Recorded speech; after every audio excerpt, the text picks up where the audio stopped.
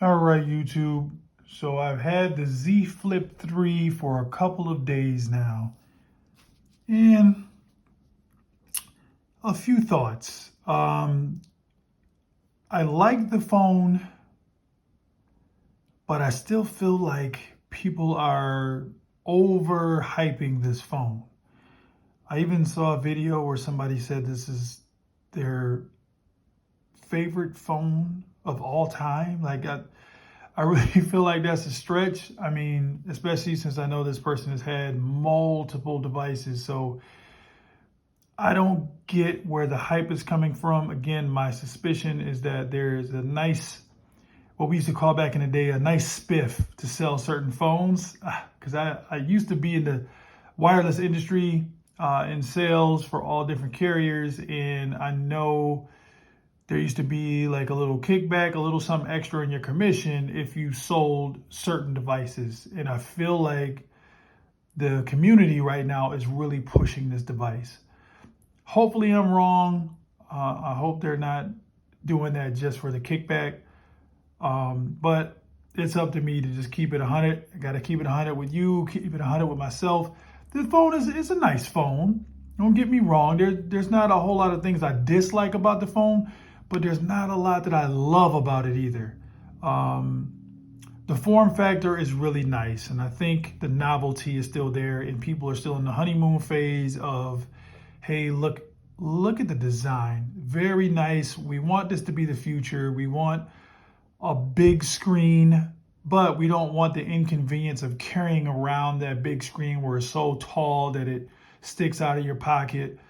So that's where this phone kind of shines, where it's more pocketable. It gives you decent cameras.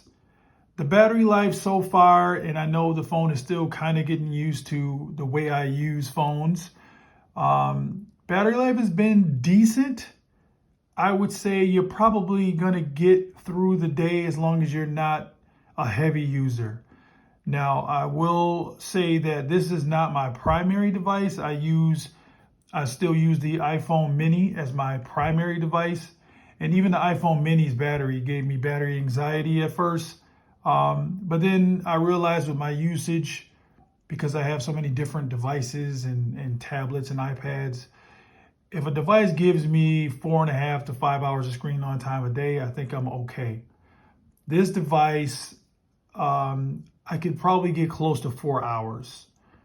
So maybe one day I'll switch my main SIM card out of my iPhone mini and put it in here just to put that to the test. But right now I would say I could probably squeeze out about 4 hours, maybe 4.5, depending on if what I'm doing. If I'm not gaming or something like that, then I could probably squeeze a little more out of it, but it may get you through the day.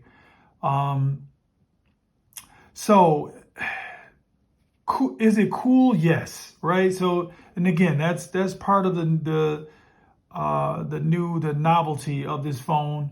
Some cool features. Okay. Yeah. So flex mode. All right. Flex mode is kind of cool where you can, maybe I'll go to one of my videos here. And again, if you guys haven't subscribed, please do so. So you can flex or put it in flex mode. Let me turn this down. My Z Fold and have it stand up. You can watch the video this way. Maybe if you got it on a desk or something like that. How often you're going to do that, I don't know. Only you'll know the answer to that.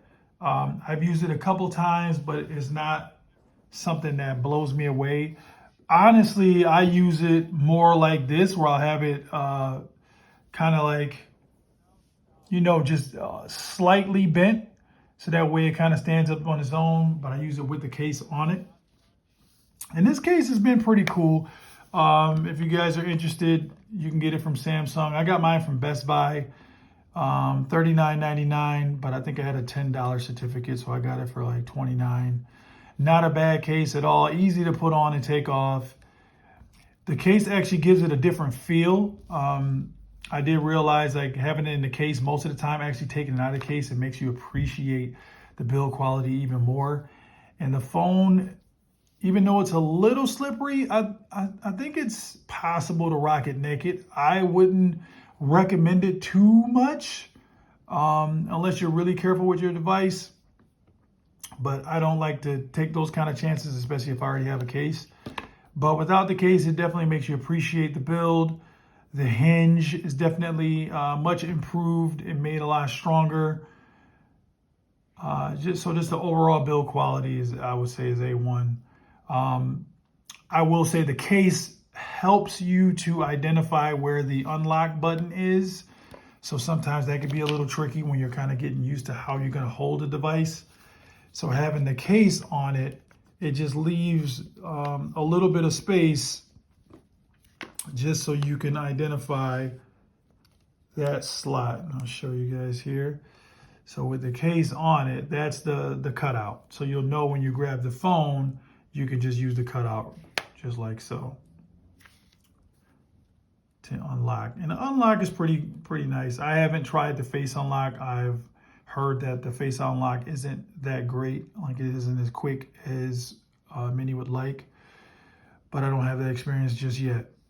Gaming on it is pretty decent. I haven't had the issue where the phone heats up. I know I've saw some videos where they said it kind of heats up after gaming, but then again, I don't game a whole lot. You guys know I only play a couple of games on my cell phones, and one of which is DH5. So DH5 seems to run pretty good. And that's pretty cool. Actually, it went right back to where I left it off. I have noticed that the RAM management isn't always good.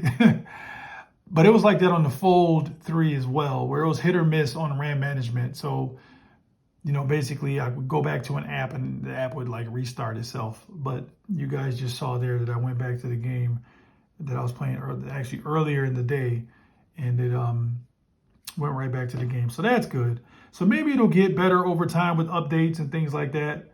But the screen, I love the screen quality. Very, very nice.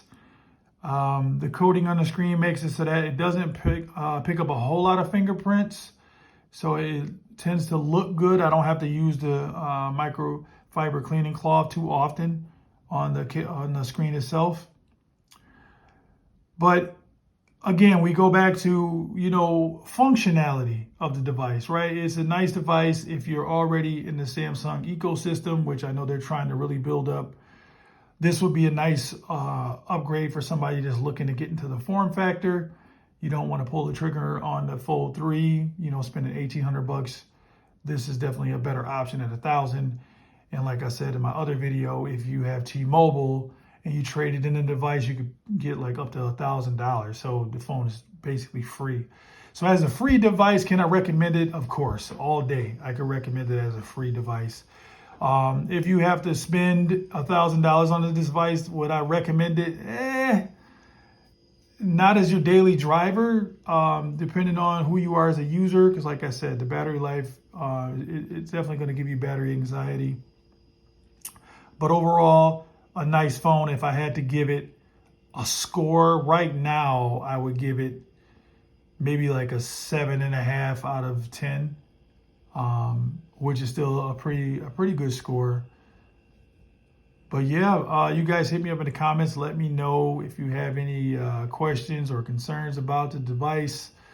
I've got it. I've got another case on the way from Samsung. And for those of you that pre-ordered this phone and you didn't do it through Samsung, there's still a chance that you can get the credit. I believe it was like $150 credit. You would just download this Shop Samsung app. You will go in and register.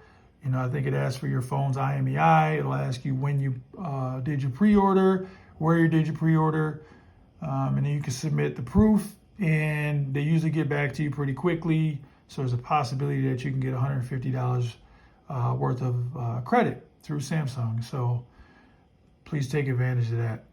All right. Until the next time, I'll try to keep you guys updated as things change. Or if my battery life changes, I will definitely make a video and update you guys.